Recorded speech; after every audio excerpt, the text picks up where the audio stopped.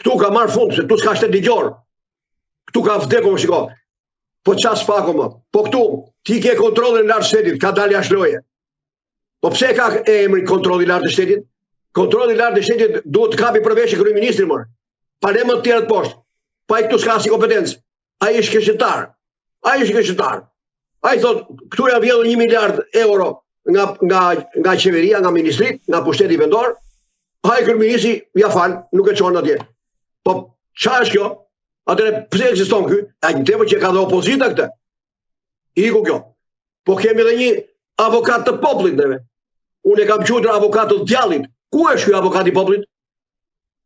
Cili popull mbron ky avokat?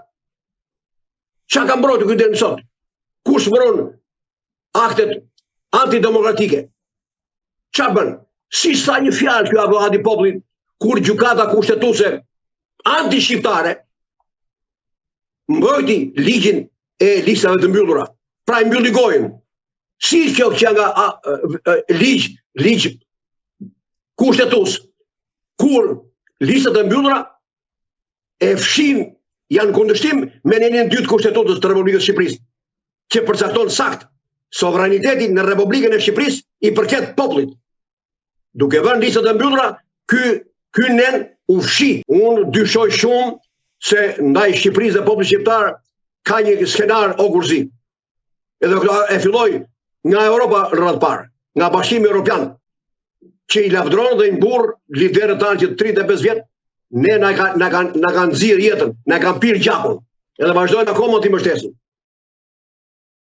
Si mendoni, pse SPAK-u nuk godet Edi Ramën, nisur edhe nga dyshimet që ekzistojnë mbi përfshirjen e tij në dosjen e ish agentit të FBI-s Charles Megorigal, por edhe në aferën e inceneratorëve? Shiko, unë nuk jam kompetent të jap gjykim në lidhje me Megorigalin. Nuk jam kompetent. Jo se e justifikoj, por Edi Rama, ashtu si dhe Sali Berisha, ka aq krime edhe korrupsion për të hetuar edhe për të dalë para drejtësisë sa s'ka ku të vej me. Po mirë më mjafton që ky njeri deklaron vetë që ne nuk denoncojmë në prokurori të korruptorit. Ç'a duhet thot me ky? Ç'a duhet thot me? Pra ky pranon që ky është bashkëpunëtor me të korruptorit. Pik, kaq. Tjetër, përderisa ky ka mbyllur zyrat që njerëzit mos ankohen, ky ka vrarë demokracinë edhe shtetin ligjor. Ky ka mbaruar. Dhe ky ligj që doli për listat e mbyllura është pushkatimi i demokracisë dhe vendosja e diktaturës. Diktaturë fashiste. E veshur me lulka, me rrobat të karnavaleve që bëjnë karnavalet për të ngjëdisur popullin. Evropa hesht. Këta çojnë, ky është kulmi më këtij. Çfarë shteti kemi ne? Ky shtet që rrupall.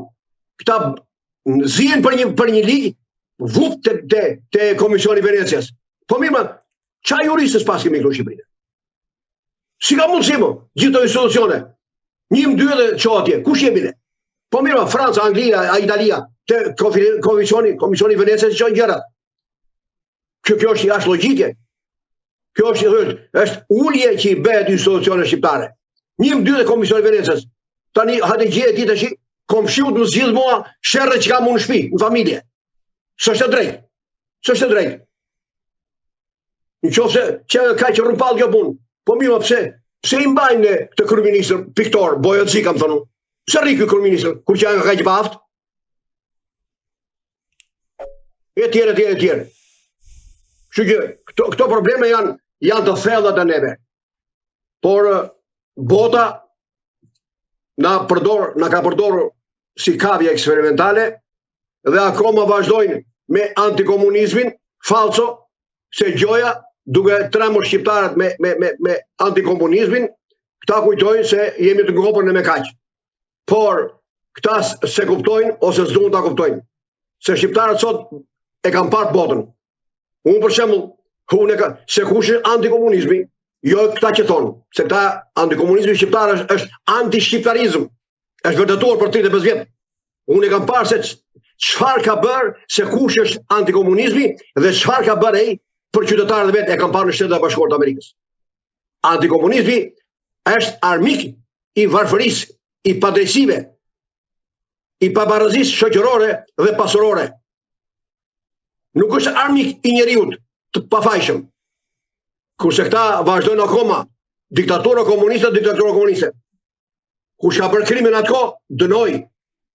Po jo të vazhdojsh tash të justifikosh të gjithë dështimet që ke sot, ti quash që janë pasojë të komunizmit. Kush janë këtu komunistë? Qa pasojë ka këtu? Njerëzit vojnë për bukë gojë se kanë mendje fare as e komunizmi as e kapitalizmi. Ku është kapitalizmi këtu? S'ka kapitalizëm këtu. Sepse edhe media jon nuk tregon valla, ore si do të jetë një shtet demokratik. Unë kam disa vite që i them, ore duhet të tregoj se si është Michigani, i Shtetit e Bashkuar të Amerikës, shteti i Michiganit, se si funksionojnë atje të gjithë institucionet. I kam me mira foto dhe video këtu. Nuk duan, nuk pranojnë, sepse s'duan të tregojnë të vërtetën shqiptarëve. Kujtojnë se të shqiptarët i thonë që këto që bëjmë ne këtu, kjo është maksimale që mund të bëhet. Se është e drejtë. Edhe bota hesht. Ku është ajo konkluzioni ta bëjmë Shqipërinë si gjithë Evropa? Cila pse s'është bërë një konferencë kombëtare, mbarkombëtare? E të analizohet, ti bëhet gjyqje 35 vjetëve. Çfarë është bërë mirë, çfarë është bërë keq? Kush e ka fajin? 35 vjet të themi të gjithë, është shkatruar Shqipëria totalisht. Kush e ka fajin? Po ДПС. Ato meritoj për mua të dalin jashtë ligjit. Si partia antishqiptare, terroriste, se e kanë nxirr jetën shqiptarëve. Atëherë çfarë presim me ta? Çfarë presim me?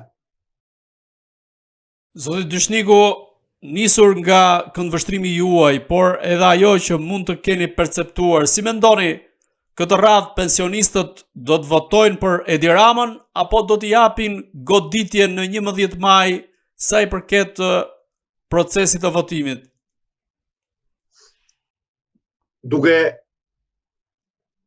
mos llogaritur se kush do fitojë zgjedhjet, se thashë zgjedhjet kanë përfunduar. Zgjedhjet kanë marrë fund.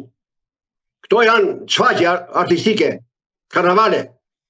Por për pjesën tjetër të listave të hapura, unë mendoj se pensionistët si asnjëherë në këto 35 vjet janë zgjuar. Përveç atyre që janë dele të partisë, që ata s'kan çfarë bëjnë, në emër të punës së djalit, të vajzës apo të kushëririt apo vllajt apo motrës, ata janë detyruar të votojnë sepse ikën dhe vendi punës tyre. Por ama të tjerët, të paktën 524.000 pensionistë që marrin më pak se 200 euro në muaj, unë mendoj se nuk do japin votën as PD-s, as PS-s.